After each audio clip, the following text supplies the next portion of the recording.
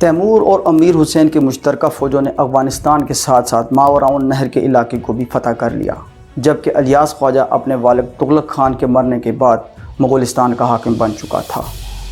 ایسا نہیں تھا کہ الیاس خواجہ نے ماوراؤن نہر کے علاقے پر دوبارہ حملے کی کوشش نہیں کی، وہ جلد ہی اپنی فوجوں کو منظم کر کے دوبارہ ماوراؤن نہر پر حملہ آور ہو گیا، مگر تیمور کی ذہانت اور جنگی چالوں کی وجہ سے وہ کوئی نمایاں کامیابی حاصل نہ کر سکا۔ تیمور کی انہی جنگی چالوں کے باعث وہ اکثر فوجی حلقوں میں زیر بحث رہتا اور یقیناً بہت مقبول بھی تھا۔ جنگی کمانڈرز تیمور کے ماتحت لڑنے کو اپنے لیے فخر کی بات سمجھتے تھے، اور یہ سب کچھ امیر حسین کے لیے ناقابل برداشت تھا۔ اس لیے امیر حسین تیمور کی اس مقبولیت کو ٹھیس پہنچانے کے لیے کوئی موقع ضائع نہ ہونے دیتا، مگر تیمور اپنی زوجہ الجائی خاتون کی وجہ سے اس کے بھائی کے ساتھ محبت کا تعلق قائم ہی رکھتا۔ مگر ایک نیام میں دو تلواریں کب تک رہ سکتی تھی؟ جلد ہی یہ دونوں جنگجو آمنے سامنے آ گئے اور بات قتل و غارت گری تک آ گئی۔ کیا امیر حسین تیمور کے ہاتھوں قتل ہوا؟ کیسے تیمور نے اس علاقے کا کنٹرول اپنے ہاتھ میں لیا؟ تیمور نے کیسے اس چھوٹے سے علاقے کی سرحدوں کو ہندوستان سے لے کر اناطولیہ اور گولڈن ہارٹ سے لے کر مملوک سلطنت کی سرحدوں تک پھیلا دیا؟ تیمور نے گولڈن ہارٹ یا حالیہ روس پر 2 بار حملہ کیوں کیا؟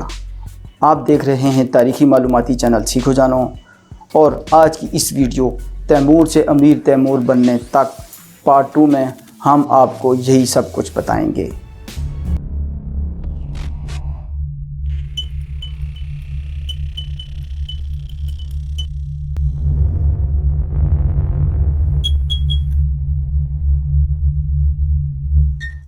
ماوراؤن نہر فتح ہونے کے تھوڑے ہی عرصے میں جب دوبارہ الیاس خواجہ نے اس علاقے پر فوج کشی کی تو اس کے حملے کو پسپا کر دیا گیا۔ تیمور اور امیر حسین اس وقت محاذ جنگ پر ہی تھے جب پیچھے الجائی خاتون کا انتقال ہو گیا۔ اس کے وطن سے تیمور کا ایک 5 سالہ بیٹا جہانگیر بھی تھا۔ تیمور جب کامیاب ہو کر واپس اپنے وطن شہر سبز لوٹا تو یہ بری خبر اس کی منتظر تھی۔ یہ صدمہ تو بہت بڑا تھا، لیکن جو آگے ہونے جا رہا تھا وہ اس سے بھی بھیانک تھا۔ امیر حسین کیونکہ امیر قزغن کا پوتا تھا، اس لیے اس نے تمام فتح شدہ علاقوں پر اپنی حکومت بنا لی، جبکہ ہونا تو یہ چاہیے تھا کہ مشترکہ طاقت سے حاصل کیے گئے علاقے دونوں میں مساوی تقسیم ہو جاتے، مگر ایسا نہ ہوا۔ امیر حسین نے ان علاقوں پر چنگیز خان کی نسل سے ایک کٹ پوتلی شہزادے کابل خان کو تخت نشین کروا دیا اور اصل میں خود حکومت کرنا شروع ہو گیا۔ حالات نے کچھ ایسا رخ اختیار کیا کہ یہ سب کچھ کرنے کی وجہ سے تیمور کے درجے اور اہمیت میں کمی ہونا شروع ہو گئی۔ تیمور صرف شہر سبز تک ہی محدود ہو گیا، لیکن اس نے بلا شراکت غیرے اس پر اپنا قبضہ اور تسلط برقرار رکھا۔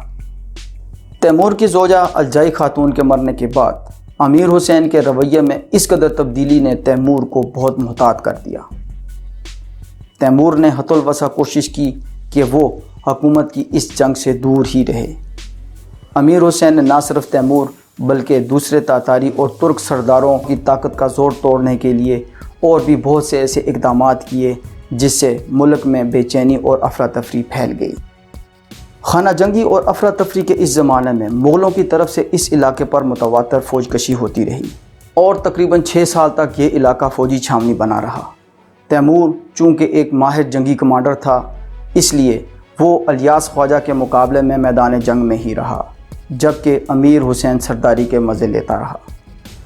اسی دوران تیمور کے ارد گرد بڑے بڑے تاتاری اور ترک جنگی سرداروں کی ایک بڑی فوج تیار ہو گئی۔ تیمور کی اس طاقت کا اب امیر حسین بالکل بھی سامنا نہیں کر سکتا تھا۔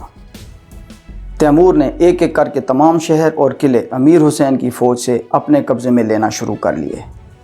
1370 عیسوی تک حالات ایسے بگڑے کہ امیر حسین نے بھاگنے میں ہی عافیت سمجھی اور دریائے آمو سے جنوب کی طرف پہاڑی سلسلوں کی طرف بھاگ گیا، مگر تیموری فوجوں نے اسے بلخ میں جا کر گھیر لیا اور یہیں اس کی زندگی کا اختتام ہو گیا۔ امیر حسین کے قتل کے بارے میں مورخین میں اختلاف پایا جاتا ہے۔ بعض کے نزدیک تیمور کے حکم سے اسے قتل کیا گیا اور بعض کے نزدیک ایک جنگی کمانڈر نے اسے قتل کر دیا۔ بہرحال جو بھی ہو، یہ تمام علاقے جو امیر حسین کی حکمرانی میں تھے اب تیمور اور اس کے جنگی کمانڈرز کے ماتحت آ گئے۔ تیمور نے امیر حسین کی بیوہ سر ملک خانم سے بھی شادی کر لی، جو کہ چنگیز خان کے خاندان سے تھی۔ اس تعلق سے تیمور کی نسبت چنگیز خان کے شاہی خاندان سے پیدا ہو گئی۔ اب ان فتح شدہ علاقوں پر حکمران کا تعین کرنا تھا۔ اس کام کے لیے ایک قرلتائی یا جرگہ منعقد کیا گیا، جس میں بڑے بڑے سردار، امراء، علماء اور عمائدین سلطنت شامل تھے۔ جہاں بہت سے سردار اور امراء تیمور پر متفق تھے، تو بہت سے تیمور کے خاقان منتخب ہونے پر معترض بھی تھے۔ لیکن یہاں ایک معتبر شخصیت جن کا نام خواجہ ابو البرکات تھا نے علماء کی نمائندگی کرتے ہوئے سب کو مخاطب کیا۔ یہ امر شریعت نبوی کے خلاف ہوگا کہ مسلمان ان کے بندے بنیں جو کفار کا طریقہ کار رکھتے ہوں، مطلب حکمران کے انتخاب کے لیے چنگیز خان کا طریقہ اختیار کریں، جبکہ چنگیز خان ایک صحرائی تھا جس نے جبر اور تلوار سے مسلمانوں کو مغلوب کیا۔ لیکن اب تیمور کی تلوار بھی چنگیز خان کی تلوار سے کم نہیں ہے۔ مزید برآں اس نے یہ بھی کہا کہ تم امیر حسین سے بھاگتے پھرے اور صحرا میں روپوش ہوئے۔ جب تک تیمور امیر حسین کے مقابلے کو نہ اٹھا تم چھپے رہے، باہر نہ نکلے۔ تیمور نے دشمن کو زیر کرنے کے لیے تم سے مدد نہیں مانگی تھی، اور نہ اب اس کو تمہاری مدد کی ضرورت ہے۔ اب تک میں تم کو محض تاتاری سمجھ کر خطاب کر رہا تھا، لیکن میں جانتا ہوں کہ تم مسلمان ہو۔ میں اور دیگر ہادیان دین تیمور گورگان کو ماوراء النہر، اور نہ صرف ماوراء النہر بلکہ تمام توران کے ملکوں کا فرما روا تسلیم کرتے ہیں۔ اس خطاب سے نہ صرف تیمور کے حکمران بننے کی راہ ہموار ہو گئی، بلکہ آئندہ کے لیے ان علاقوں میں چنگیز خان کے سرداری قانون کا مکمل خاتمہ بھی ہو گیا۔ دوسرے دن تمام سرداروں، امراء اور عمائدین سلطنت نے تیمور کو اپنا سردار منتخب کر لیا۔ تیمور نے اپنے لیے خاقان کا لقب اختیار نہ کیا، بلکہ اس نے اپنے لیے امیر کا لقب اختیار کیا۔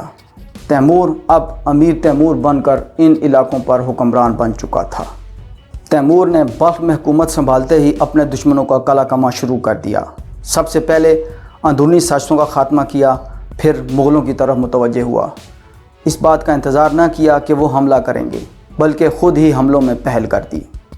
1372 عیسوی تک وہ چغتائی سلطنت کے باقی ماندہ علاقوں کو فتح کر چکا تھا۔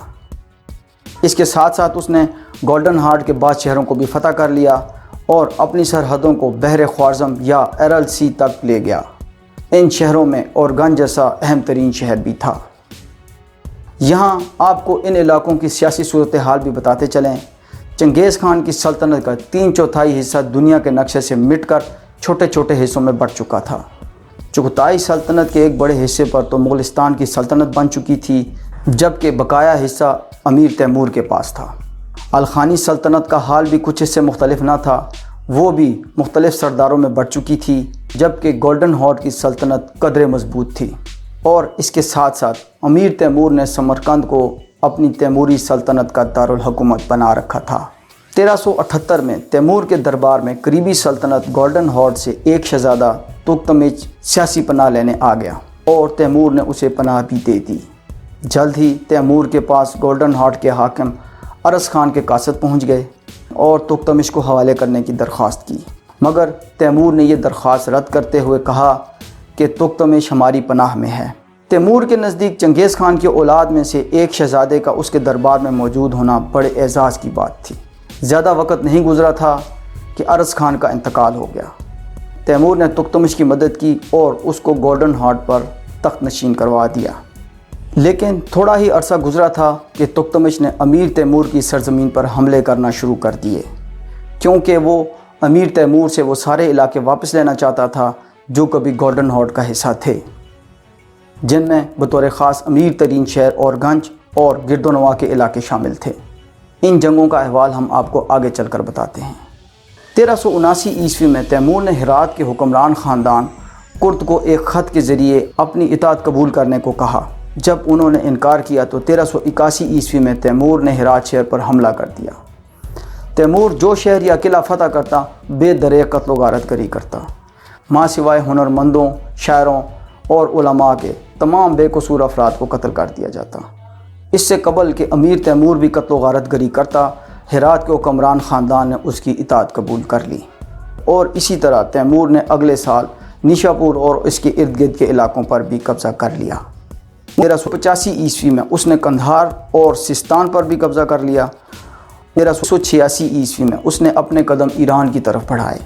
اس 3 سالہ فوجی مہم جوئی میں اس نے شمالی ایران کے بیشتر علاقوں کو فتح کیا، اور اس کے ساتھ ساتھ تیمور نے جورجیا پر بھی حملہ کر دیا اور اسے بھی اپنا باج گزار بنا لیا۔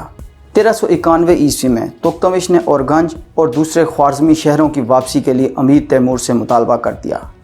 خوارزمی شہروں کا یہ تنازع طول پکڑ گیا اور تکتمش بار بار تیموری سلطنت پر حملہ آور ہوتا رہا، کبھی سیر دریا کے راستے تو کبھی اورگنج کے راستے، اور کبھی قفقاز کے راستے تو کبھی آذربائیجان کے راستے۔ امیر تیمور نے 1391 میں تکتمش کی سرکوبی کے لیے روس پر لشکر کشی کی۔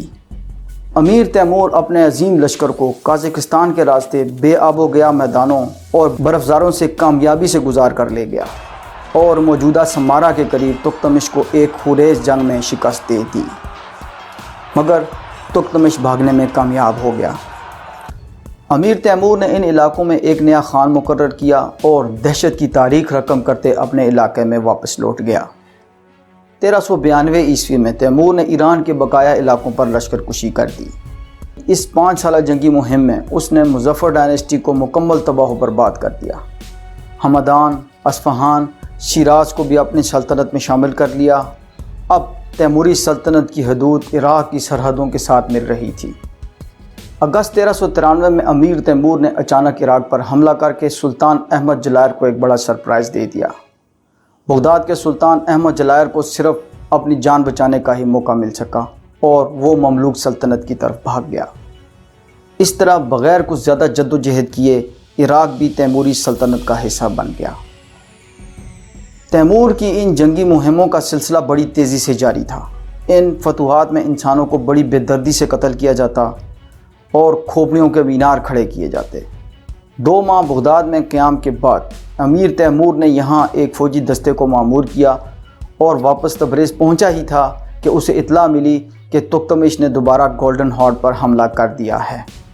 تکتمش نے نہ صرف حملہ کیا بلکہ تمام تیمور مخالف قوتوں کے ساتھ رابطے بھی شروع کر دیے، جن میں بطور خاص سلطنت عثمانیہ، مملوک سلطنت، سلطان بغداد احمد جلائر وغیرہ شامل تھے۔ تیمور اس اتحاد کے خطرے سے خوب واقف تھا، اس لیے امیر تیمور بڑی تیزی سے جورجیا کے علاقے کی طرف مڑا اور تباہی مچاتا گولڈن ہارڈ کی سرحدوں میں پہنچ گیا۔ امیر تیمور نے دریائے تیرک کے کنارے 18 اپریل 1395 کو ایک دفعہ پھر تکتمش کو شکست فاش دی۔ اس دفعہ تکتمش تو لتھوینیا کی طرف بھاگ گیا، مگر اب کی بار تیمور نے ان علاقوں کو معاشی اور انتظامی طور پر پوری طرح سے تباہ و برباد کر دیا تاکہ تکتمش یہاں دوبارہ اپنی طاقت اکٹھی نہ کر سکے۔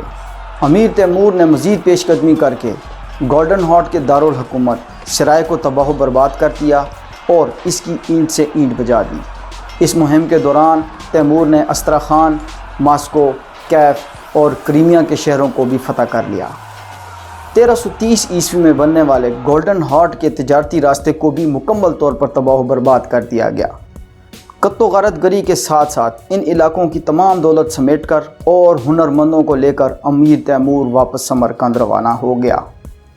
امیر تیمور نے جانے سے پہلے گولڈن ہارڈ کے ان علاقوں میں اپنے ایک وفادار خان اور ایک فوجی کمانڈر کو تعینات بھی کر دیا تاکہ تکتمش دوبارہ ان علاقوں کا رخ نہ کر سکے۔